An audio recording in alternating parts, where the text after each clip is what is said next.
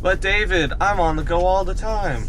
I'm so busy, I don't have time to think about any of this. I'm not going to be able to babysit you. I mean, I can't deal with a coach. I can't deal with my employees already. I can't. Stop. But the whole point of having someone hired on is so that you don't have to do that task and worry about it. You need to be able to trust your subcontractors and your employees. You should not give them something if you cannot trust them with it. You don't give a katana to a toddler and just walk away. If that toddler is some prodigy, swords, something, stop. Anyways, you are busy, on the go. Anyone who is an entrepreneur or self-made business person also struggles with this problem.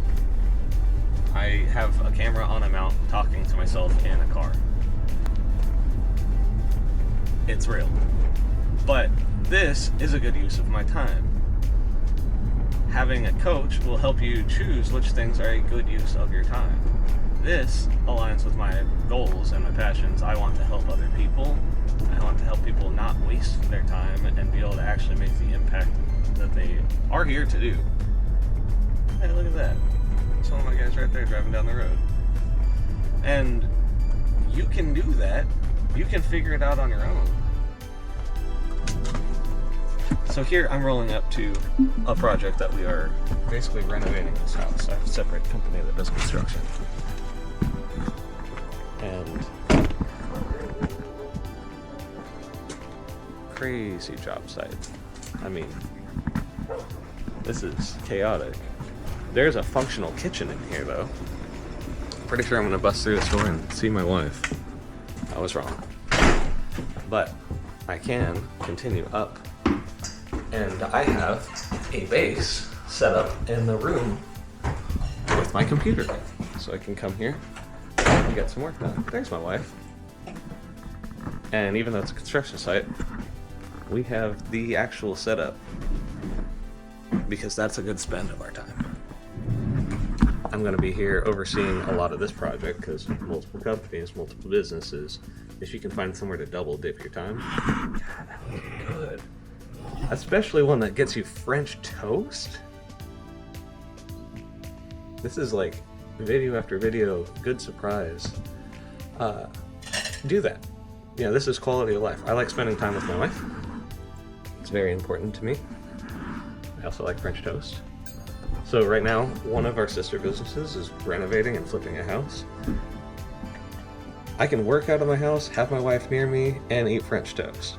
Not all your goals have to be wildly wildly altruistic, philanthropic. You can want French toast with your wife. You can have a coach figure out how you can have French toast with your wife at work and make extra money about it. Because right now, there's like 5 of my goals happening at the same time.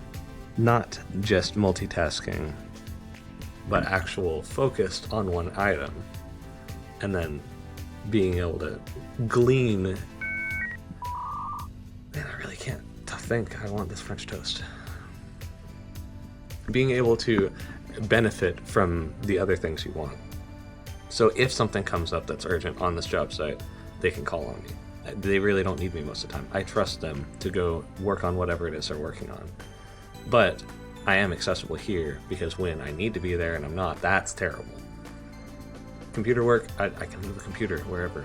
It can live here for 2 weeks and I can move it to a different site. I've got laptops. We can just do that on the fly.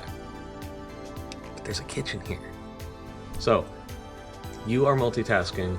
Don't multitask in a stupid way. We as humans are not good at multitasking. Just because you can doesn't mean you should. But if you can find a way to double dip and optimize, then you should.